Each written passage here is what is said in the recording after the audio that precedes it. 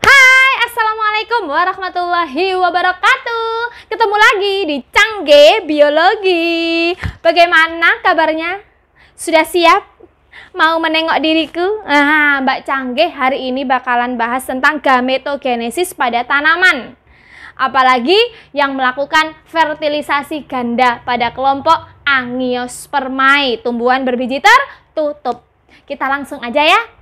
Tapi sebelumnya jangan lupa like, komen, dan subscribe Cangge Biologi. Oke? Mbak Cangge bakalan bahas nih gametogenesis pada tanaman. Ingat gametogenesis pada tanaman. Kalau pada jantan namanya adalah mikrosporogenesis. Tapi kalau pada yang betina namanya adalah megasporogenesis. Megasporogenesis. Nih, ada mikro, ada mega. Mbak, tahapannya sama tahapannya seperti pada kelompok kita. 1 kali mitosis, 2 kali meiosis. Loh Mbak, kalau sama jumlah sel yang fungsional gimana? Jumlah sel yang fungsional juga sama. Kalau pada mikro kan jantan ya, yang fungsional semuanya, 4-4-nya. Tapi kalau yang megasporogenesis, karena ini yang betina, kalau pada kita yang fungsional cuma, sel yang fungsional cuma 1. Jadi sama saja. Loh Mbak, terus yang membuat berbeda gimana? Yang membuat berbeda adalah setelah terbentuk sel yang fungsional tersebut. Mbak Cangge tulis dulu ya. Nih, jadi sama-sama 1 kan ya? Sama-sama 1.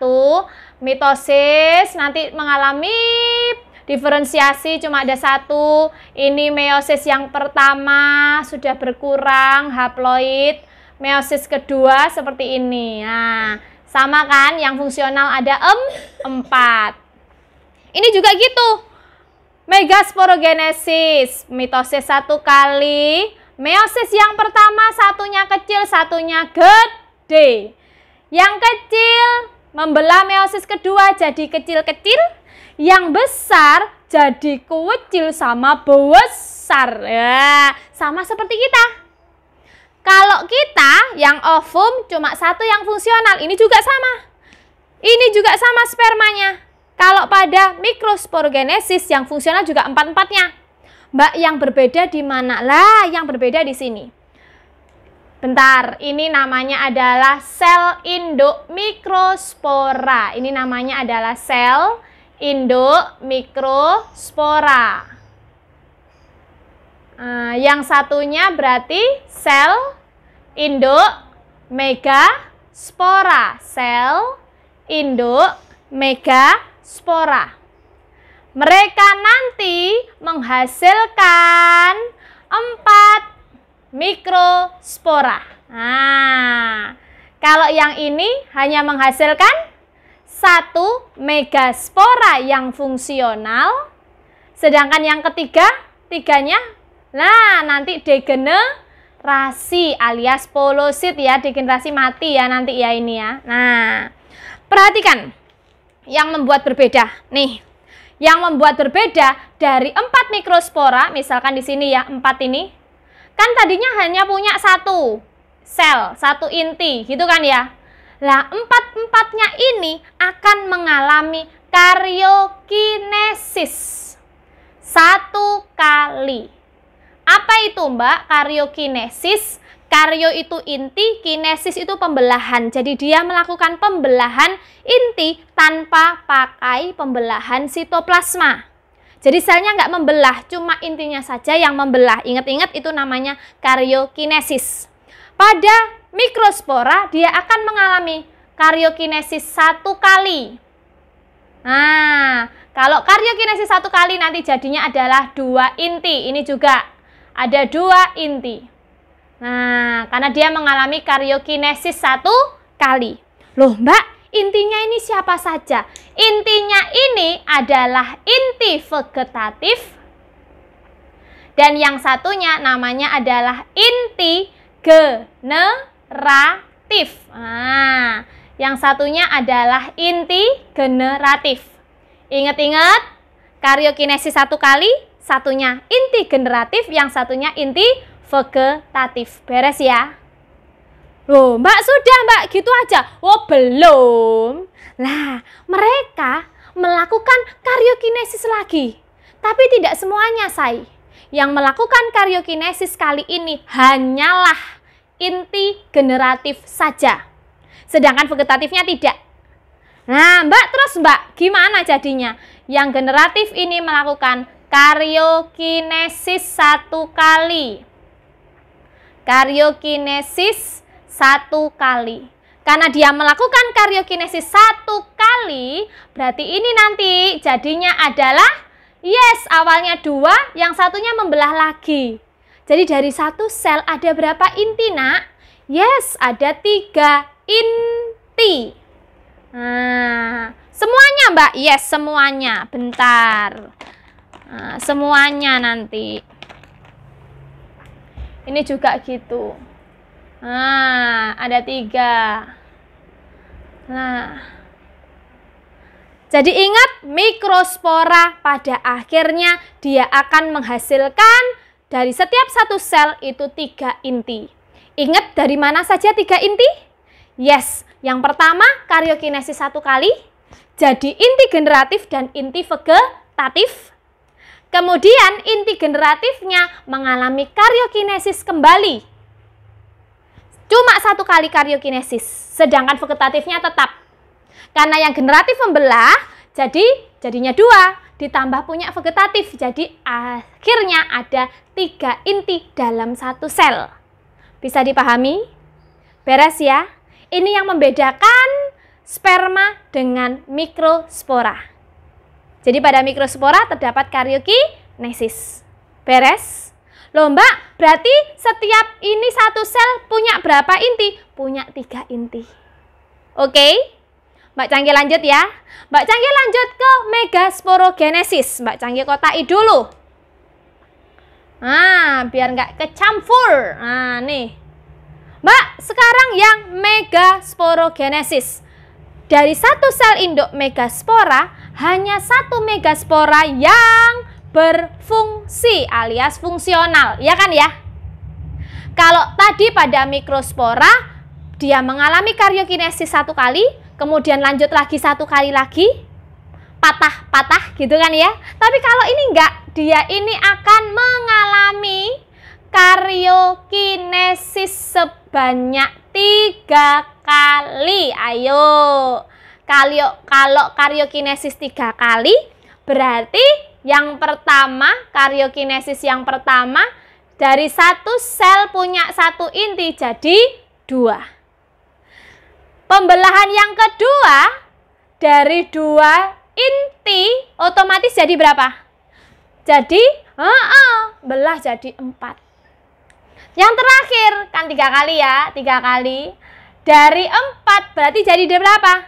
Yes, dari 4 nanti ada, jadi 8. Loh Mbak, kok besar? Yang besar khususon untuk ovum. Loh, banyaknya Mbak 8. Yes, kalau pada megaspora, dia akan mengalami yang namanya karyokinesis. Sebanyak berapa kali tadi? Yes, sebanyak 3 kali.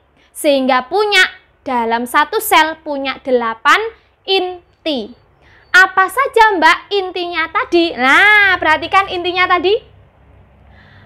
Yang pertama adalah ovum. Nah, yang kedua adalah inti kandung lembaga sekunder. Inti kandung lembaga sekunder. Sebanyak berapa Mbak? Sebanyak 2N. Sebanyak 2. Jadi ovumnya ada 1 yang ukurannya gede. IKLS, inti kandung lembaga sekunder, ada 2 inti. Berarti Mbak Canggi tulis 2N. Oke. Nanti ada 3 inti. Mbak Canggi tulis 3N, namanya adalah antipoda. Dan yang terakhir ada 2N, adalah sinergit. Ini di total nanti ada 8 inti dari 1 sel. Jadi kalau ditanya kandung lembaga itu memiliki berapa inti? Kandung lembaga pada putik itu memiliki 8 inti. 1 ovum, 2 inti kandung lembaga sekunder, 2 sinergit, yang 3 antipoda. Bisa dipahami? Beres? Ingat-ingat ya. Kalau cowok karyokinesisnya patah-patah 1 kali dulu, baru yang generatif karyokinesis lagi. Tapi kalau pada megaspora langsung karyokinesis 3 kali, sehingga punya berapa inti? 8 inti. Bisa dipahami? Beres? Mbak Canggih hapus. Sekarang Mbak Canggih mengarah ke gambarnya. Dek, Mbak Canggih gambar putik. Wah. Wing. Tumben Mbak Canggih bener gambar putik. Biasanya mencong. Nih. Ini ngomongnya namanya putik. Ada kepala putik, ada tangkai putik, dan di bawah sini nanti ada yang namanya kandung lembaganya, yaitu bakal buahnya. Bakal buah punya berapa inti tadi? Bakal buah punya 8 inti. Susunannya yang besar, gede nih. Di tengah-tengah namanya ovum. Di tengah-tengah sini ada iklas, inti kandung lembaga sekunder. Setelah itu di sampingnya ovum ada penjaganya, tuan putrinya. Nah, ada penjaga tuan putri. Tuan putrinya si ovum.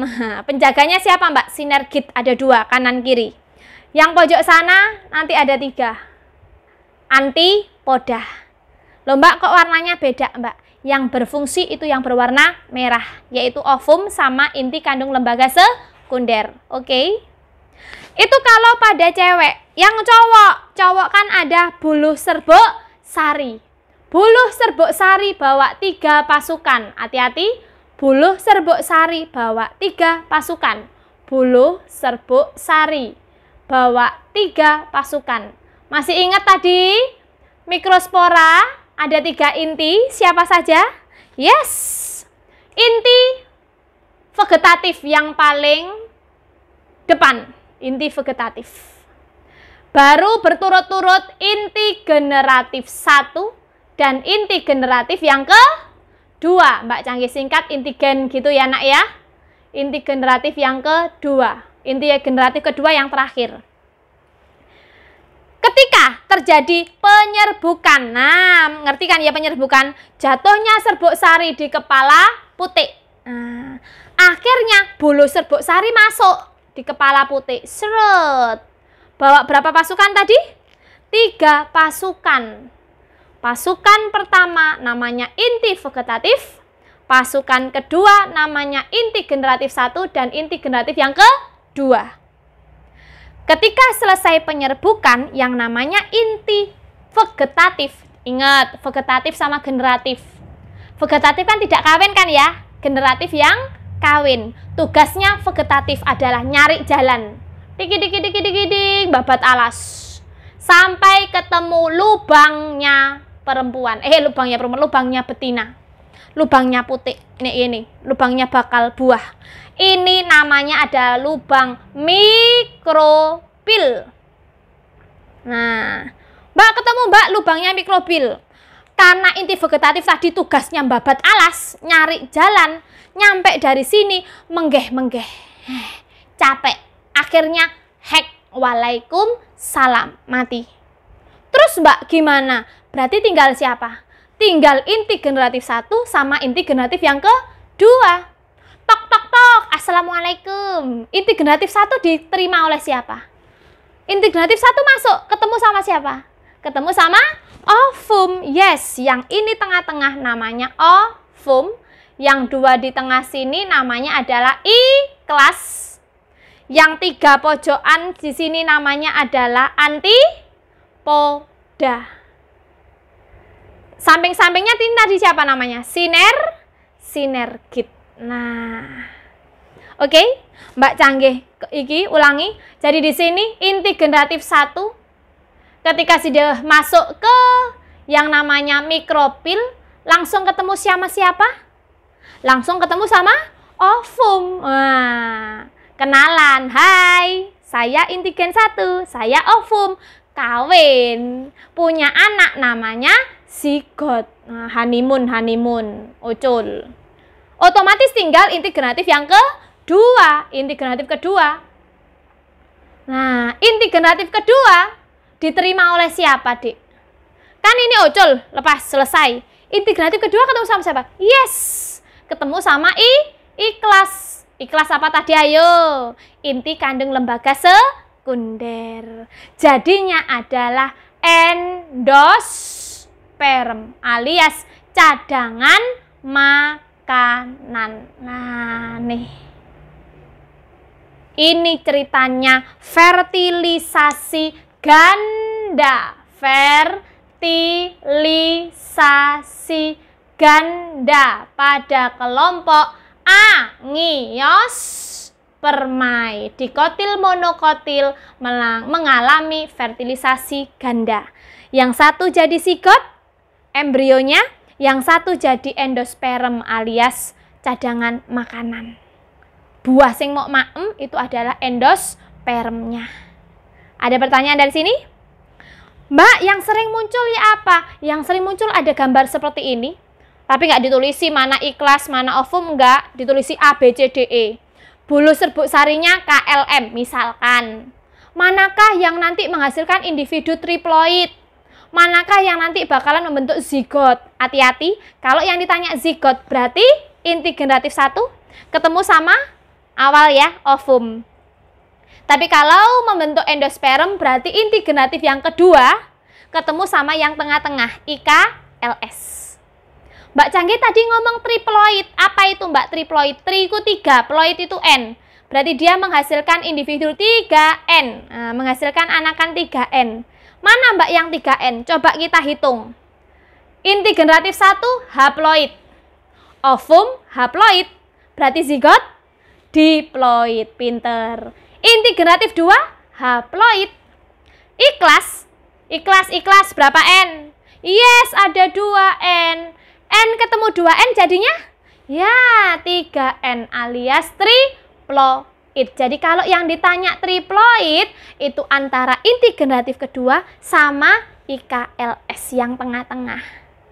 Beres? Ada pertanyaan? Aman? Jadi hati-hati ya, diinget-inget. Mbak, di soalku loh Mbak, inti vegetatifnya yang paling bawah. Inti gen 1, inti gen 2 digabung. Maksudnya gabung itu tetap ada 3 gini, tapi ini ditulis misalkan ini huruf M. Yang ini langsung huruf N. Gimana Mbak? Ya sama saja, anggap itu sing jantannya. Oke, tapi kalau dipisah-pisah jangan lupa inti genatif 1 yang di tengah, inti genatif kedua yang paling terakhir. Ingat, ovum yang di tengah-tengah ukurannya gede, ikhlas inti kandung lembaga sekunder yang di tengah-tengah sini ya nak ya. Beres? Ada pertanyaan? Semoga bisa membantu kalian menyelesaikan beberapa soal berhubungan dengan gametogenesis pada tanaman. Mikrosporogenesis, megasporogenesis. Beres?